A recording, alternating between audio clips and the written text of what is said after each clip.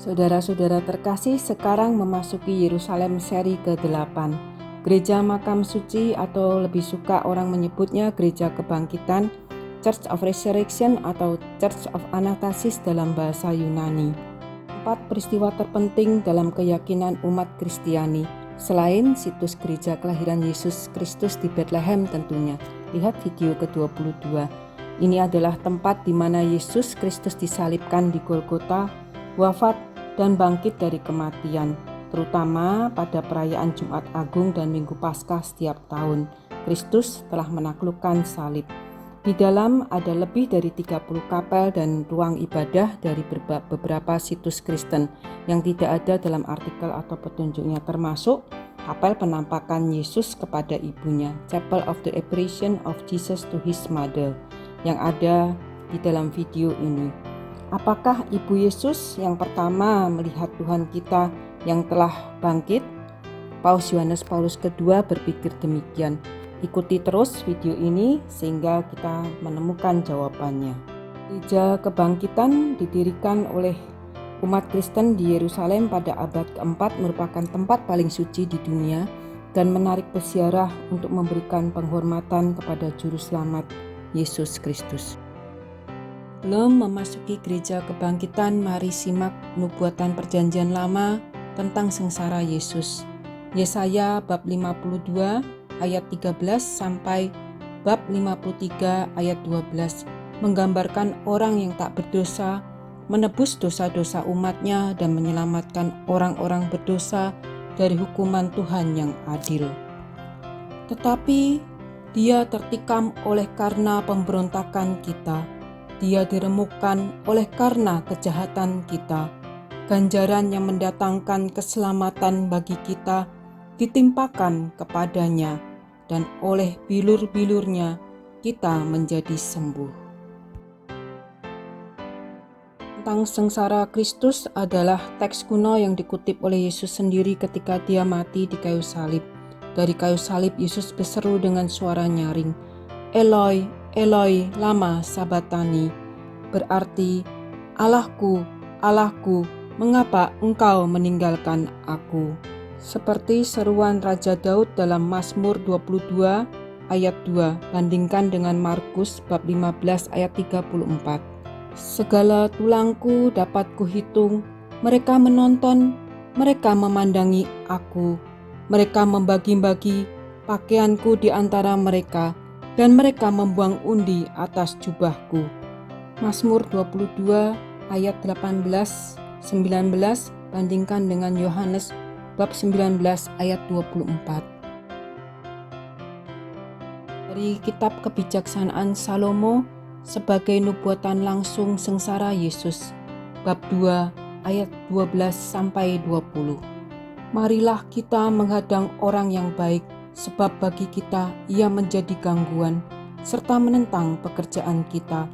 Pelanggaran-pelanggaran hukum dituduhkannya kepada kita, dan kepada kita dipersalahkannya dosa-dosa terhadap pendidikan kita. Ia membanggakan mempunyai pengetahuan tentang Allah dan menyebut dirinya anak Tuhan. Jika orang yang benar itu sungguh anak Allah, niscaya Ia akan menolong dia serta melepaskannya dari tangan para lawannya." Masuk ke Gereja Kebangkitan seperti yang pernah dikatakan pada video ke-41, di Yerusalem ada 6 golongan Kristen berbagi tempat di Gereja Makam Yesus. Ketika Sultan Saladin merebut Yerusalem dari tentara salib, dia memerintahkan 2 keluarga Muslim menjadi penjaga gereja, yakni keluarga Al-Husaini dan keluarga Nusaybeh. Adalah keluarga Muslim Yerusalem kuno yang secara turun-temurun sudah 1300 tahun memegang kunci makam suci ini dan menjaganya. 2 jam setelah matahari terbenam, mereka menutup gereja dan membukanya setiap hari sebelum fajar. Di Via Dolorosa ketiga, masuk melalui atap gereja. Akses utama sekarang ke gereja dari sisi selatan dari jalan toko penjual souvenir. Dari pintu masuk ke kanan, naik tangga curam mendaki Bukit Kalvari dalam bahasa Latin atau Golgota dalam bahasa Aram, artinya tempat tengkorak, tempat Yesus disalibkan. Sebelah kanan ada ruang ibadah kecil, Kapel Fransiskus, tempat perhentian ke-10. Di Kalvari ada 2 kapel berdampingan Ortodoks Yunani, Saint Mary of Egypt di sebelah kiri dan Katolik sebelah kanan.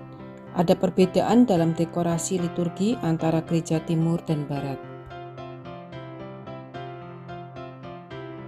Kapel Katolik, Yesus dipaku pada salib, stasi ke-11, satu-satunya mosaik tentara salib yang masih ada di dalam gedung. Kapel Yunani penyalipan, stasi ke-12, Yesus wafat di salib. Antara 2 kapel, sebuah altar Katolik, Our Lady of Sorrow, stasi ke-13, Yesus diturunkan dari salib. Altar Yunani menandai tempat di mana salib itu berdiri. Di sebelah kanan, di bawah kaca terlihat celah batu, dipercayai disebabkan oleh gempa bumi pada saat Kristus wafat. Tangga curam di belakang kiri kapel Yunani menuju ke lantai dasar. Di sebelah kiri batu urapan atau Stone of Anointing ada satu tempat dengan 4 pilar di atasnya dengan marmer kanopi, stasiun Armenia, memperingati Ibu Maria dan beberapa perempuan melihat penyalipan itu. Di belakangnya sebuah mosaik besar mengenang penyalipan itu. Sakristi Armenia ada di sebelah kiri. Pintu masuk ada batu urapan atau Stone of Unction, Stone of Anointing, milik bersama Ortodoks Yunani, Katolik, dan Ortodoks Armenia, dengan 8 deretan lampu gantung di atasnya. Tempat Tuhan Yesus dibaringkan setelah diturunkan dari salib.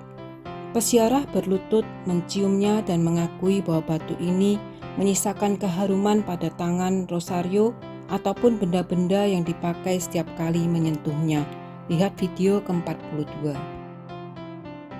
Dinding belakang ada mosaik Yunani yang menggambarkan dari kiri ke kanan, Kristus diturunkan dari salib, tubuhnya dipersiapkan untuk dimakamkan dan dibawa ke kuburan.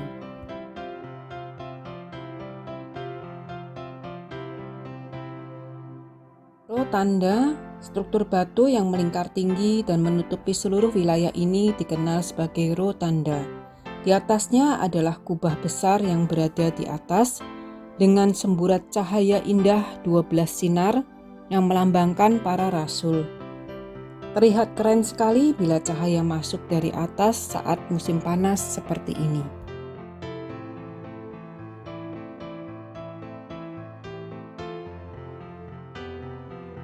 Tengahnya ada bangunan batu atau rumah kecil. Ini adalah makam Kristus, stasi ke-14 dan bangkit pada hari ketiga.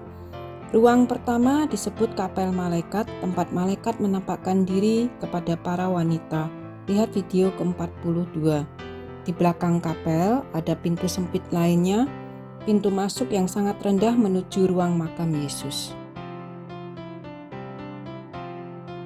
Sebuah kapel Katolik penampakan Yesus kepada ibunya, Chapel of the Apparition of Jesus to His Mother di dalam Gereja Kebangkitan. Kapel penampakan dikelola oleh Fransiskan. Itu memperingati tradisi kuno bahwa Yesus menampakkan diri kepada ibunya setelah kebangkitannya. Peristiwa yang tidak ditemukan dalam Injil. Apakah ibu Yesus yang pertama kali melihat Tuhan kita yang telah bangkit? Yohanes Paulus II menawarkan beberapa alasan menyimpulkan bahwa orang pertama yang melihat Tuhan yang telah bangkit adalah bundanya. Yang pertama, di manakah Yesus sebelum Maria Magdalena melihatnya? Yang kedua, bagaimana menyelaraskan ketidakhadiran Maria di kuburan pada pagi-pagi Paskah? Masuk akal jika Maria mungkin sudah tahu bahwa Yesus tidak ada di sana karena sudah menampakkan diri terlebih dahulu kepada Maria. Injil menyebutkan berbagai penampakan Kristus yang telah bangkit, tetapi tidak menyebutkan pertemuan antara Yesus dengan bundanya. Inilah beberapa tulisan Bapak Gereja. Santo Agustinus mengatakan, Satu-satunya yang memegang teguh iman dalam kebangkitan Kristus selama 3 hari dari Jumat Agung sampai Minggu Paskah adalah Bunda Maria. Dia adalah satu-satunya anggota gereja yang percaya. Jadi, Bunda Maria berhak mendapatkan kegembiraan dalam kebangkitan. Tentu, Yesusnya yang termanis setelah kebangkitannya pasti pertama-tama yang menghiburnya. Cinta seorang anak kepada ibunya membuat Yesus sang putra yang sempurna lebih mencintai ibunya. Yesus mencintai semua orang, tetapi Bunda Maria adalah yang paling sempurna untuk menerima cinta itu. Isi sejarah, Idmer Canterbury, murid Saint Anselm menulis, Maria yang pertama kali saat menyaksikan Yesus datang ke dunia saat dia menjadi daging dengan kuasa Roh Kudus, dan Maria yang terberkati yang pertama kali menyaksikan Yesus setelah dia bangkit dari kematian oleh kuasa Roh Kudus saat dia datang dalam kebangkitan dagingnya yang baru. Santo Ignatius Loyola mengatakan penampakan Kristus kepada Maria tidak ditemukan dalam kitab suci, tetapi merupakan tradisi panjang penulis Kristen dan beberapa bapa gereja. Ajaran Yohanes Paulus II pada hari Rabu tanggal 21 Mei 1907 masuk akal untuk menyimpulkan bahwa Bunda Maria yang terberkati adalah yang pertama menyaksikan kebangkitan Yesus, dan jelas Bunda Maria paling mempercayainya. Baca Yohanes 20 ayat 30-31. Sementara itu Yesus yang bangkit, kita tidak terlihat oleh mata manusia. Dia telah pergi ke bundanya yang paling suci. Dia adalah putra Allah penakluk kematian, tetapi juga putra Maria. Dia berdiri di dekatnya sampai akhir, menyatukan korban hati antara Maria dan Yesus di kayu salib. Itu adil. Oleh karena itu, Maria harus menjadi yang pertama dalam bagian sukacita kebangkitannya. Injil tidak menceritakan penampakan oleh Yesus kepada bundanya, sedangkan yang lain dijelaskan secara lengkap. Tidak sulit memberikan alasan. Penampakan lainnya dimaksudkan sebagai bukti kebangkitan, sedangkan kunjungan pertamanya harus kepada ibunya. Tradisi para bapa suci memberikan kesaksian yang cukup untuk itu. Mengapa juru selamat kita bangkit dari makam begitu awal pada hari kebangkitannya? Tentu karena kasihnya dan tidak sabar untuk memuaskan kerinduannya yang membara kepada Bunda tersayang dan yang paling menderita. Baca Santo Yohanes Paulus II, Tahun Liturgi, volume 7, Minggu Paskah pagi.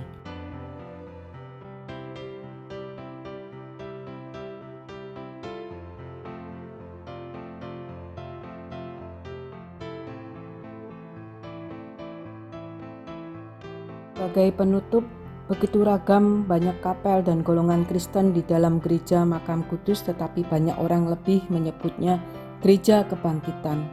Tradisi penampakan Yesus kepada ibunya sangat menginspirasi. Semoga video ini dapat menambah informasi bagi saudara-saudara terkasih yang rindu mengamati di mana Yesus pernah ada dan menambah nilai doa pribadi. Bantu share. Nantikan video berikutnya Yerusalem ke-9. Tolong beri masukan mana yang lebih dahulu yang mau diulas, apakah itu ruang perjamuan terakhir, tembok ratapan dan Masjid Kubah Emas, atau Hagia Sion, tempat Bunda Maria diangkat ke surga, The Assumption of Blessed Virgin Mary.